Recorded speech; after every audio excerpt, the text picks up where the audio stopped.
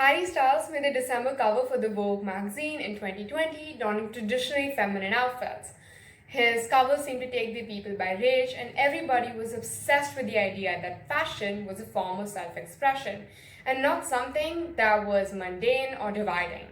Reading this headline, the question surely arises: has fashion only now become a tool in a fight against societal norms? Has gender-neutral clothing taken a launch in the 21st century? And for how long has fashion helped reform society in our past?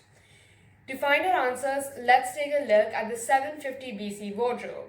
The traditional Greeks were not fond of pant wearing, like the Persians and the Amazonians, who adopted pants as gender-neutral clothing, largely inspired by women, like the mythic sorceress Princess Medea, whose clothing was fit for physical activities like archery or hunting, and the Persian queen Atossa, who was raised as a boy.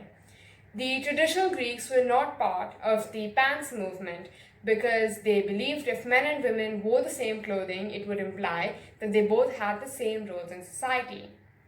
Looking at the 19th century, in the 1850s, Elizabeth Smith Miller and Amelia Bloomer invented a new style of pants called the bloomers.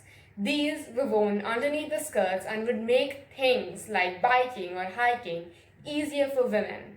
Unfortunately, this was an era of caged and crinoline fashion, and the bloomers were met with wide disapproval.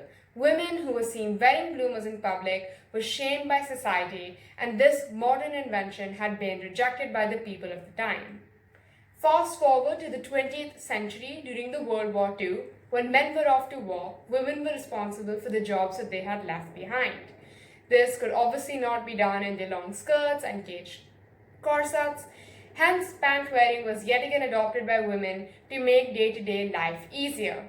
This, however, was not a trend of the 1950s, but of 1930s. Actresses like Marlene Dietrich and Katharine Hepburn were seen wearing pants, and while they looked stunning, it was still considered a very scandalous act.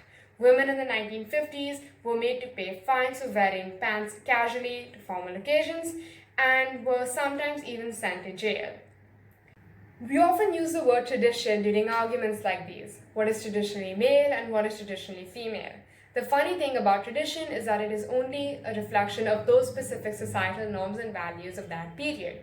Tradition was different for women when there was no liberation for them, and they could not do simple day-to-day activities like biking. And tradition was different for women when the slow climb of freedom had finally begun and they had to prove their position in society by wearing men's fashion. We can see this difference greatly in the change of wardrobe over the course of the centuries. Alexander McQueen says, "There is usually a thing of beauty in everything.